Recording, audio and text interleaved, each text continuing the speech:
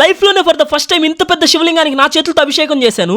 రాదు లేకదూడ రాదు బొంబాయికి రాదు. మావయ్య రాడు మావయ్య రాడు మావయ్య రాడు బొంబాయికి రాడు. అదంతా రికార్డ్ అయిపోయింది, పెట్టేస్తా. Welcome back to another video. Welcome back to another video. అయితే చాలా మంది బుట్టకి ఏమైంది అసలు బుట్టకి బానే ఉందని చెప్పి అడుగుతున్నారు. అసలు మాకు బుట్టకి ఏం జరిగిందో చెప్పేస్తాను వినండి. ధనలక్ష్మి అక్క ఇన్ని రోజులు ఎట్టి వెళ్ళిపోయావు, అప్పులలో భయపడి అండర్ గ్రౌండ్ లో పోయావా? అదే టాకు నువ్వేదో దొంగతనం చేస్తే ఇంట్లో వచ్చి నెట్టేసావంట మేము.